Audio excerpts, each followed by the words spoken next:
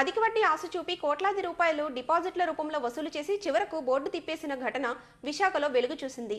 స్నేహ max పేరిట ఆ సంస్థ చేసిన ఘరానా మోసంపై బాధితులు నగర పోలీస్ కమిషనర్ బాగ్జీకి ఫిర్యాదు చేశారు. న్యాయం చేయాలంటూ సంస్థ కార్యాలయమిట ఆందోళనకు దిగారు. బాధితుల కథనం ప్రకారం విశాఖ సీతమ్మదారిలో 2001లో స్నేహ గ్రూప్స్ అధినేత కటికల శివభాగ్యరావు స్నేహ క్లబ్ను స్థాపించారు. అంబేద్కర్ సిద్ధాంతాలు ఆశయాలకు అనుగుణంగా సంస్థ పనిచేస్తుందంటూ దళిత ఉద్యోగులను నమ్మించారు. 2008 స్నేహ మ్యాక్స్ పేరుతో కోఆపరేటివ్ సంస్థను స్థాపించి చిన్న ఉద్యోగులు, రిటైర్డ్ ఎంప్లాయీస్ను టార్గెట్ చేసుకున్నారు. అధిక వడ్డీ ఇస్తామనడంతో నిజమే అని నమ్మిన సుమారు 3000 మంది నుండి కోట్లాది రూపాయలు డిపాజిట్ల రూపంలో వసూలు చేశారు.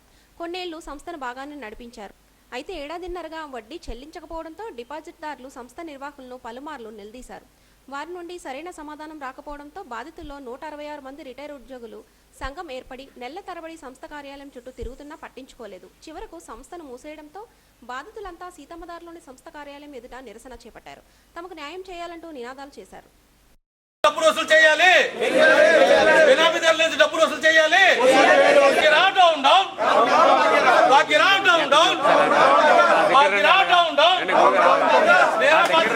డిపాజిట్లు వెంటనే చెల్లించాలి. ఎన్నో ఏళ్లు కష్టపడి సంపాదించుకున్న మొత్తాన్ని స్నేహ మ్యాక్స్ సంస్థలో డిపాజిట్ చేశామని బాధితులు అప్పారావు తదితరులు ఆవేదన వ్యక్తం చేశారు. అంబేద్కర్ సిద్ధాంతాలకు అనుగుణంగా తమ సంస్థ పనిచేస్తుందంటూ తమను నమ్మించి కోట్లాది రూపాయలు వసూలు చేశారన్నారు. కనీసం వడ్డీ కూడా చెల్లించడం లేదని వాపోయారు.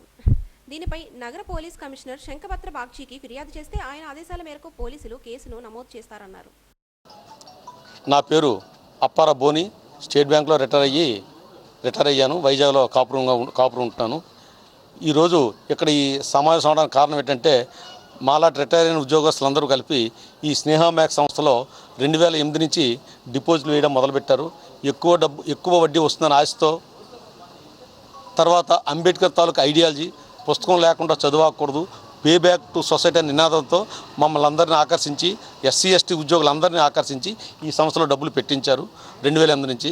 అలాగే 2008 నుంచి 2023 వరకు నెల మా ఉద్యోగస్తులు, రిటైర్ అయిన ఉద్యోగస్తులు పెన్షన్లాగా డబ్బులు వడ్డీ తీసుకునేవారు. 2024 మే నుంచి ఈ యొక్క వ్యవహారం బయటపడింది. అప్పటి నుంచి ఆ మే నెల నుంచి మేము ఈ సంస్థ మీద ఒత్తిడి తీసుకొచ్చి డబ్బులు పే చేయండి, మాకు కడు దుర్భరంగా ఉన్నాం, ఆకలి చావాల్సి వస్తున్నాం అని ఆయన చెప్పిన ఆయన ఇచ్చేస్తానని ఈ 10 నెలలు కాలయాపన చేసుకుని వచ్చాడు. అలాగే మధ్యలో మీటింగ్లు కూడా పెట్టాడు, అయినా ఇవ్వలేదు. రాతపూర్వకంగా కూడా మళ్ళీ ఆయన ఇచ్చాడు. ఆయన ఈ స్నేహ గ్రూపులు అన్నిటికీ సంస్థ అధిపతి అయిన వారి భార్య శ్రీమతి కటికల స్వర్ణలత గారు ఈ యొక్క సంస్థకి అధిపతి. అలాగే వైస్ ప్రెసిడెంట్ మాటూరి శ్రీనివాసరావు గారు వైస్ ప్రెసిడెంట్. అలాగే కొంతమంది డైరెక్టర్లు, మిగతా డైరెక్టర్లు కూడా కొంతమంది ఉన్నారు. మాటూరి బోరా రామారావు గారు, డాక్టర్ ఎల్ విశ్వేశ్వరరావు గారు, జి విజయలక్ష్మి గారు, గూడూరి సీతామహాలక్ష్మి గారు, అలాగే ఉండవల్లి శ్రీనివాసరావు గారు, ఇలాగ కొంతమంది డైరెక్టర్లు కూడా ఉన్నారు. వాళ్ళని కూడా మేము కలవడం జరిగింది. వాళ్ళకి లెటర్లు కూడా పంపించాం. కానీ ఎవరిలో కూడా స్పందన లేదు. ఈ భాగ్యరావు గారు కర్త కర్మ క్రియ వాళ్ళు చెప్పడం వల్ల ఆయన కూడా వెళ్ళాం, ఇంటికి కూడా వెళ్ళాం. అయినా మమ్మల్ని పట్టించుకోలేదు. ఈ సందర్భంలో మొత్తం మేము ఇక్కడ వైజాగ్లో ఒక 166 మంది సభ్యులను కలిసి ఒక సంఘంగా ఏర్పడ్డాం. యాక్చువల్గా 2500 మంది 3000 మంది ఉంటారు. ఈ 166 మందికే 30 కోట్ల రూపాయలు డిపాజిట్లు ఇవ్వాలండి. ఈ 166 మందికే 30 కోట్లు ఇవ్వాలి. మొత్తం మీద ఓవరాల్గా వైజాగ్లోనే 60-70 కోట్లు ఆయన తీసుకున్నట్టు మాకు తెలిసింది. ఇదే కాక స్నేహ టీవీ అని కొంత డబ్బులు వసూలు చేశారు షేర్స్కి.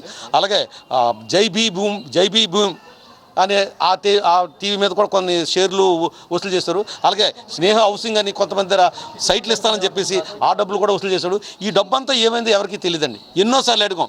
మా సమగ్ర సభ్యులు అందరూ కలిసి, మా ప్రెసిడెంట్ గారితో కలిసి మేము అందరూ కలిసి వెళ్ళి అడిగితే డబ్బులన్నీ ఇస్తామండి, ఎక్కడికి వెళ్తే మాకు తెలియదు. ఇక్కడ సీఈఓ పున్నారావు గారు చాలా వెటకారంగా సమాధానం చెప్పేవారండి. ఇస్తాం, ఎందుకు మీకు అంత గాబరైతే ఇస్తాం అని అనేవాడండి. అంత నెగ్లెక్ట్గానే అనేవాడు. అదే భాగ్యరావు గారిని అడిగితే భాగ్యరావు కూడా సార్ ఇస్తానంటే తప్పించి ఇప్పటికొచ్చి గత 10 నెలలు బట్టి చాలా అందరూ అడిగాం కానీ ఆయన ఎప్పటికీ ఇవ్వలేదు.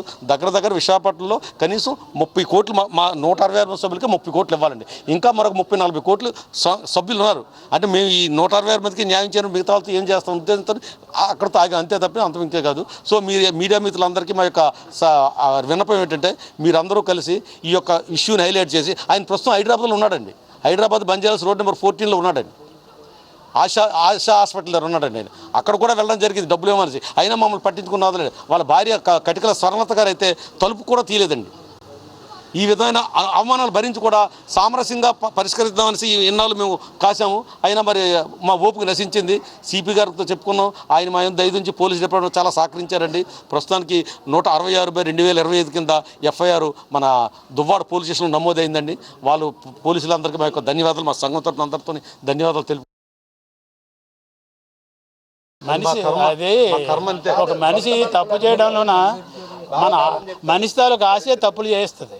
ఒక మనిషి తాలూకు ఆశే తప్పులు చేస్తుంది. ఇది కూడా ఒక ఆశే. వడ్డీ చాలా రోజు ఇచ్చాడు. తర్వాత ఒక సంవత్సరం నుంచి ఇప్పుడు ఇవ్వటం లేదండి. ఆయన ఒక సంవత్సరం ఇవ్వటం లేదు. తర్వాత ఇంకొక ఘోరం ఏంటంటే మ్యారేజ్ అయితే వాళ్ళకు కూడా మ్యారేజ్ని పోస్ట్ పోన్ చేయమంటాడు. మ్యారేజ్ చేసుకున్న వాళ్ళు పోస్ట్ పోన్ చేయమంటాడు. చనిపోయిన వాళ్ళు హాస్పిటల్ జాయిన్ అయితే హాస్పిటల్ బిల్లులు కట్టుకోవాలని వీళ్ళు బాధపడితే పాపం మొన్న కానీ చనిపోయాడు. ఆయన ఒక లేబర్ ఆఫీసర్, అయినా లేబర్ ఆఫీసర్ చనిపోతే ఆయన తాలూకు దినకార్యానికి డబ్బులు ఇవ్వలేదండి. ఆయన దినకార్యానికి డబ్బులు ఇవ్వలేదు. కోట్లాది రూపాయలు వసూలు చేసి పరారైన స్నేహ మ్యాక్స్ నిర్వాహకులను పోలీసులు తక్షణమే అరెస్ట్ చేసి తమకు న్యాయం చేయాలని బాధితులు కోరుతున్నారు.